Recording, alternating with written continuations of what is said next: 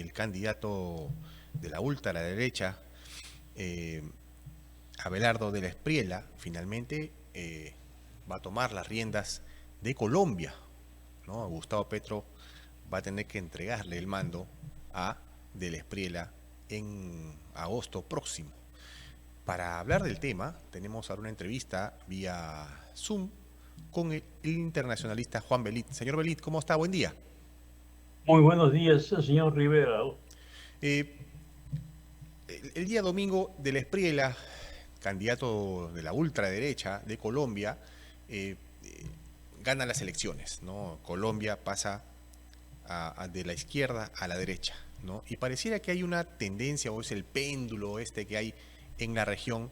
Muchos países, si no la mayoría, pasan de izquierda a derecha en esta, en esta parte del, de esta década. ¿Cómo analizamos estos cambios que se dan en nuestra región, señor Belit? Sí, bueno, muchas gracias. En primer lugar, creo que es importante resaltar que el señor Abelardo de la Espriella le ha ganado al señor Iván Cepeda por más de 250.000 votos, que es un triunfo indiscutible, sin lugar a dudas, y que hay un giro, digamos, muy fuerte hacia la ultraderecha. Eso en principio. De la Espriella es un candidato singular. En primer lugar, es un joven abogado penalista de una larga tradición familiar en la derecha, pero que además de ello, él tiene la nacionalidad norteamericana.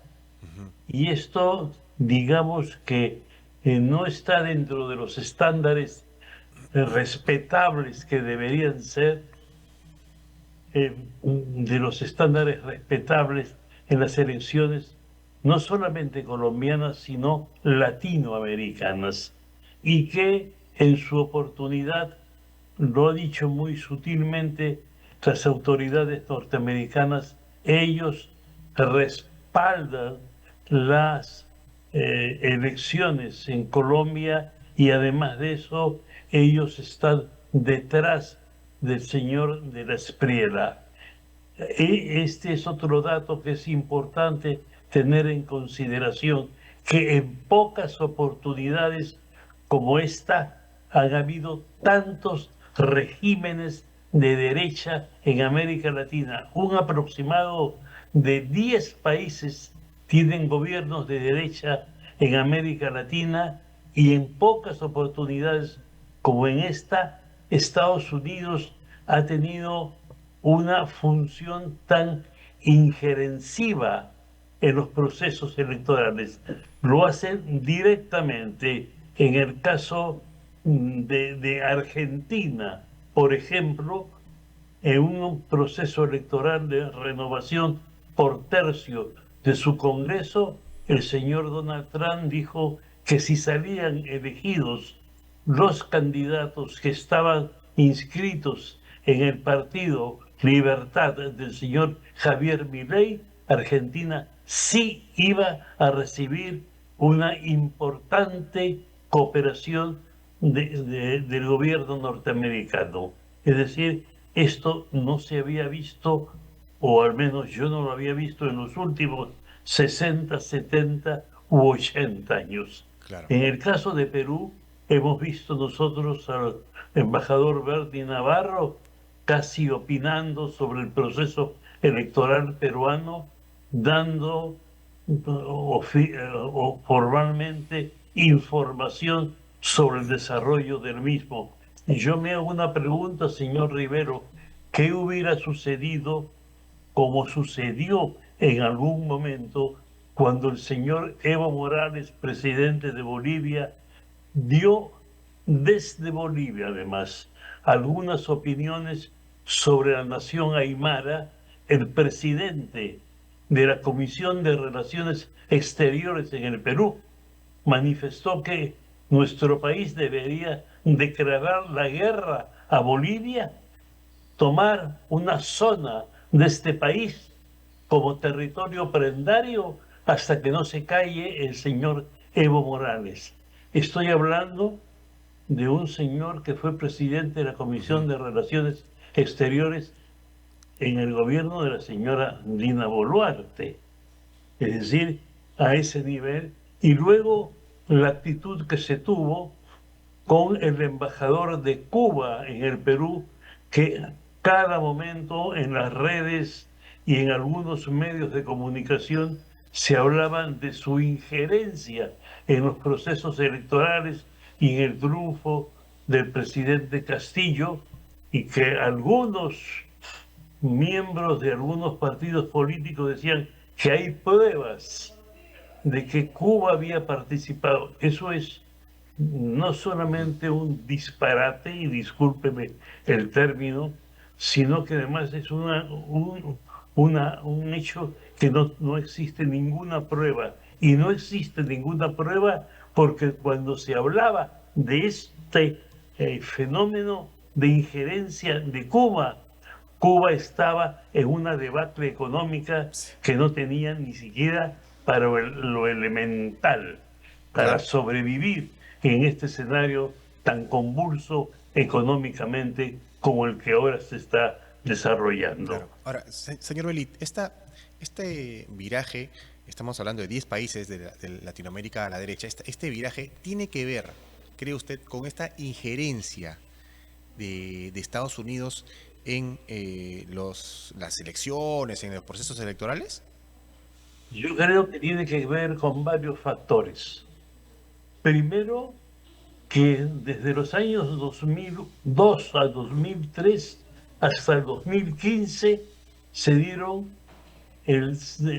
una gran cantidad de gobiernos de izquierda en América Latina. Pero también durante esta época hubo un proceso de exportación tanto de industria, agroexportación Ujú. como minerales muy exitoso. Y los gobiernos de izquierda no supieron aprovechar esta situación y no se implementaron los programas sociales que debieron haberse aplicado. Ofrecieron más de lo que podía cumplir. Plantearon expectativas a la población más allá de sus posibilidades de trasiego de los elementos productivos que se iban a tener. Eso es uno. Otro es que también hay que decirlo, los gobiernos de izquierda cayeron en el mismo pecado que han caído los gobiernos de derecha, la corrupción, y utilizar la política como moneda de cambio para algunos, digamos, negocios privados de sus líderes. Hay otro elemento, señor Rivera, que yo quiero citarlo. Yo no percibo, no sé si hay de repente, no estoy suficientemente informado, no percibo pensadores de izquierda en América Latina. Se han perdido los líderes y los conductores que había en la izquierda latinoamericana, los, digamos, los pensadores, los filósofos, las gentes que planteaban tesis como hoy día se dan en Europa, especialmente en España y en Francia y en Alemania, se están dando una gran cantidad de este tipo de personajes. Ujú. Creo que todos estos elementos es un conglomerado de factores que han llevado a una inclinación de América Latina hacia la derecha. Países insólitos están hoy día en la ultraderecha, no solamente Argentina, no solamente Chile, no solamente Ecuador, me estoy refiriendo a países como Panamá, me estoy refiriendo a países como Costa Rica, con la señora Laura Fernández. Costa Rica es un país que siempre ha mantenido una neutralidad política, siempre ha sido un país que ha respetado los esquemas y los estándares democráticos de América Latina con una pulcritud verdaderamente respetable y verdaderamente admirable. Hoy se inclina hacia la derecha más allá de lo que la historia de Costa Rica le dicta. Claro. Y yo creo que esta es una clarinada que está dando la democracia en América Latina para que la izquierda también enmiende sus rumbos, enmiende sus caminos y vuelva a rescatar ese espíritu que tuvo en su momento. Mire, acaba de renunciar el presidente Keir Starmer del Reino Unido y posiblemente el que le suceda es Douglas Markham, que es otro miembro del Partido Laborista. Pero en el Reino Unido salió una tercera posición en la época de Tony Blair. Me estoy refiriendo a casi hace unos 25 a 28 años. Y esa tercera posición de Tony, que no era la de Tony Blair, sino que en su gobierno sale una tercera posición, recoge a las dos posiciones, de la izquierda y de la derecha. La derecha tiene una capacidad de gestión, la derecha tiene una capacidad ejecutiva, que no la tiene la izquierda, que se pierde muchas veces en sus vericuetos doctrinarios, pero la izquierda sí tiene una sensibilidad social, porque la derecha, valgan verdades, los negocios que hace es para favorecer no a los grandes masas de las poblaciones desposeídas, sino a 4 o 5, como lo que está haciendo el señor Donald Trump en Estados Unidos. Pero sí tiene capacidad de gestión, como habíamos dicho. No así la izquierda, como reitero, se pierde en los vericuetos doctrinarios y no realiza, no ejecuta, pero sí tiene una sensibilidad. Se perdió la oportunidad de que el mundo pueda optar por un centro que recogía las dos posiciones, lo mejor de cada una de ellas. Ahora, señor Belit, cuando hablamos de la asunción de Espriella en Colombia, también hay que hacer un análisis sobre lo que hizo Gustavo Petro, ¿no? Gustavo Petro, las relaciones con Perú no fueron nada bonitas, ¿no? Fue bastante explosivo, bastante también injerencista, ¿no? Hablaba mucho sobre la política peruana. Hay digamos que es una posibilidad, digamos, que Keiko Fujimori es virtual presidente de la República en el Perú. Esto garantiza que puede haber unas mejores relaciones entre Colombia y Perú para los próximos años. Bueno, yo espero. Mire, Perú desgraciadamente no utilizo el término asediado porque es excesivo, pero sí ha sido objeto de algunas pullas de algunos gobiernos extranjeros, y aquí me refiero puntualmente a los regímenes tanto de Colombia, del señor Petro, como de los regímenes que se han dado en México. Tanto la señora Chimbao como el presidente anterior también han tenido frases muy duras contra el Perú. Nosotros no podemos dejar de lado de que el presidente de México se negó a entregarle la presidencia al Perú de una institución internacional que el Perú le correspondía, simple y llanamente porque fue un capricho del presidente y que se tuvo que buscar una fórmula en la cual se la entregó al gobierno del presidente Boric, y el presidente Boric a través de su canciller nos lo entregó al Perú. Mire, esto es un absurdo, simple y llanamente porque a uno de sus líderes se le ocurrió que no podía entregárselo al Perú. Con el caso del presidente de Colombia, el presidente de Colombia consideraba que la señora Dina Boluarte, que era con las discusiones ideológicas que se tenga con ella, pero ella era la presidenta del Perú y era legítima y constitucionalmente la que había heredado el gobierno del presidente Castillo por las circunstancias que ya se conocen. Él no reconocía a la señora Dina Boluarte. Esto es un absurdo, una tosudez, una, una rebeldía gratuita que tenía el presidente Petro. Y ahora, con, digamos, Keiko Fujimori y Sheinbaum son, digamos, las primeras presidentas electas en cada país, tanto en Perú como en México. ¿Cree que esto también puede ayudar a que se restablezcan las relaciones entre Perú y México? Las relaciones diplomáticas están completamente rotas desde AMLO, ¿no? Y Sheinbaum ha, digamos, ha seguido la misma línea. Digamos que ahí Cancillería, la diplomacia peruana, tiene ahí trabajo, ¿no? No va a ser muy fácil, ¿no? Sí, yo creo, mire, la frase manida, convocada a cada momento, creo que se aplica ahora. El Perú es más grande que sus problemas, como decía Basadre, pero yo creo que las relaciones con México no pueden continuar como están, porque también hay una tosudez del gobierno peruano de no darle un permiso a la señora Betsy Chávez para que se asile en México. Y yo le hago una pregunta, estimado Carlos, ¿qué se gana negándole ese documento a Betsy Chávez? ¿Qué gana el Perú?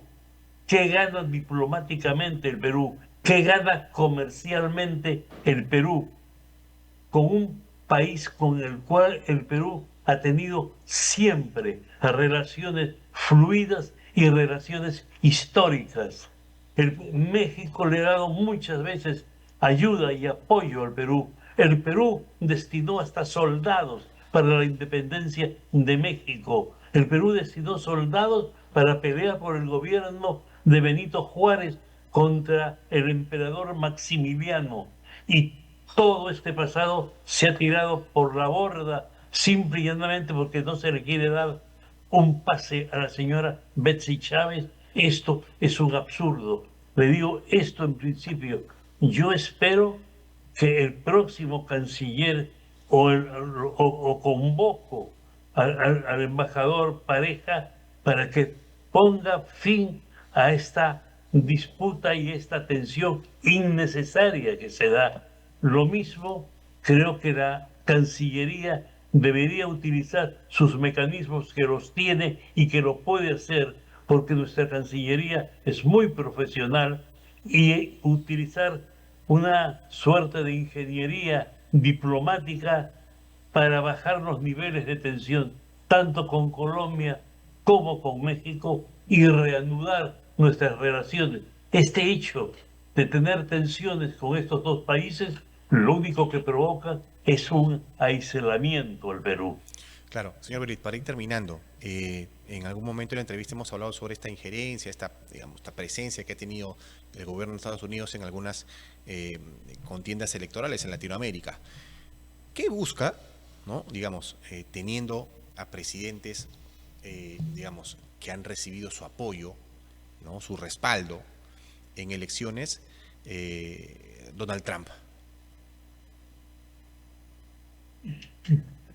¿Qué busca Donald Trump? No sé, en la guerra con Irán. En la guerra con Irán yo creo que Donald Trump no tiene ninguna justificación, más aún desde el punto de vista del derecho internacional. Ese es un tema que dentro de la Asociación de Derecho Internacional del Perú, que es una de las asociaciones más respetables que hay en el mundo, tiene más de 120 años, no se encuentra un punto de convergencia en la cual se justifique la actitud de Estados Unidos e Israel de atacar a un país como Irán simple y llanamente por la sospecha de que tienen un artefacto nuclear, porque ese artefacto nuclear, si es que lo tienen, no amenazaba a los Estados Unidos. Eso en principio. Y en segundo lugar, Irán está dispuesto a recibir inspectores del Centro de Estudios nucleares de las Naciones Unidas, a la cual está adscrito. Usted sabe que Irán está dispuesto a aceptar inspectores. Quien no está dispuesto a aceptar inspectores es Israel. Ujú. Usted sabe que Israel no está inscrito como miembro del Instituto de Estudios Nucleares de las Naciones Unidas. Israel no acepta inspectores de las Naciones Unidas. Israel atacó a Irán, que Irán sí aceptaba, porque él decía que amenazaban su posición. Y ha llevado a Estados Unidos, discúlpeme el término, de las narices, a involucrarse en una guerra que, entre otras cosas, no solicitó permiso al Congreso como era lo debido, sino que lo hizo de manera autónoma y unilateral, y hoy día no sabe cómo salir del problema, y lo único que ha sucedido con estos acontecimientos que van a tener ya dentro de unos 5 días, 4 meses, una guerra que según al principio, porque usted tal vez recuerde que al principio Donald Trump dijo, esta guerra dura de 3 a 4 días. Dijo, Sí, no, sí. de 3 a 4 semanas. Dentro de 5 días va a tener 4 meses y Estados Unidos no sabe cómo salir y ha buscado una fórmula de entendimiento en la cual está saliendo Claro, muy mal parado Estados Unidos. Y lo que sí ha hecho es convertir a Irán en una potencia. claro. Ahora, y con este término, eh, justamente hablábamos del tema de Irán y Estados Unidos. Y hay unas reuniones para que haya un acuerdo. Pero en medio de estas reuniones, Donald Trump suele, por fuera, declarar sobre el tema. Y parece que, por otro lado, buscar petardear las reuniones, porque tiene unas declaraciones bastante controversiales, ¿no? Respecto a lo que se busca con la paz. No, si no, si no acatas esto, te voy a golpear otra vez. Y suelta frases que terminan petardeando el acuerdo. No se entiende por ahí, ¿no? Sí. Bueno, yo creo que aquí hay dos posiciones. Una, la de Israel, que sí sabotea intencionalmente la paz entre Irán y Estados Unidos, porque Israel no quiere que haya paz, no quiere que haya alto el fuego, porque una vez que venga el alto el fuego, una vez que se firme la paz, que vuelvan las aguas a su caudal y a su nivel, sabe el señor Benjamín Netanyahu que a él espera un proceso judicial por corrupción, probado por corrupción. O sea, él puede ir a dar con sus huesos a la cárcel. El caso del señor Trump es diferente. El caso del señor Trump, yo tengo la impresión, estimado Carlos, que hay un problema, digamos, neuronal, mental del señor Trump. Mire, el único país europeo de la OTAN aliado de Estados Unidos en estos momentos que está con procesos de tensiones porque ha sido cuestionada la OTAN es Italia. Y la señora Meloni es la única primera ministra que fue invitada a la ascensión del presidente Donald Trump a la Casa Blanca en su segundo periodo. Y con ella tiene excelentes relaciones. Usted imagina que un gobierno que tiene excelentes relaciones con la única persona de un país miembro de la OTAN y que por lo tanto tiene que cultivar esa amistad. Hace 4 días haya dicho, la señora Meloni me sigue porque quiere tomarse una fotografía conmigo, pero yo la desprecio, no quiero tomarme fotografías con ella. ¿Usted imagina que alguien en su sano juicio pueda decir eso? Sí, verdad que cada vez sorprende más, ¿no? Eso obviamente, obviamente, es alguien que no está en su sano juicio, Sí. es alguien que no está en sus cabales, es alguien que yo no sé, y me lo pregunto, y le pregunto a mis amigos americanos cada vez que tengo oportunidad, cómo un gobierno como Estados Unidos puede soportar a un presidente como Donald Trump, que además petardea la propia seguridad norteamericana. Y usted sabe que la relación del presidente Trump con su secretario de guerra, el señor Exbet, con el Pentágono es muy tensa porque no ascienden a los afroamericanos, porque no ascienden a las mujeres, porque ellos intervienen en la planificación que hacen los expertos en los temas militares, porque ellos consideran que ellos tienen mayor lucidez y mayor conocimiento. Eso es casi una cosa de locura, Sí. pero ese gobierno de locura, ojalá usted y yo conversemos dentro de 2 años y vamos a decir, recuerda la época de Donald Trump, era una época patética, por no decir chistosa o graciosa. Bien, señor Belit, siempre es un gusto conversar con usted. Bueno, esperamos tenerlo en una próxima oportunidad Muchas aquí en el programa. gracias. Que tenga buen día. Muchas gracias. Buen día, Carlos. Bien, estuvo con nosotros el internacionalista Juan Belit, ¿no? Él señala que hay una tendencia de Latinoamérica de inclinarse hacia la derecha, ¿no? Bueno, hemos visto ya varios gobiernos, varias elecciones en algunos países en los que los candidatos de derecha se han terminado imponiendo, bueno, y uno de ellos ha sido el candidato Abelardo de la Espriella el último domingo en Colombia.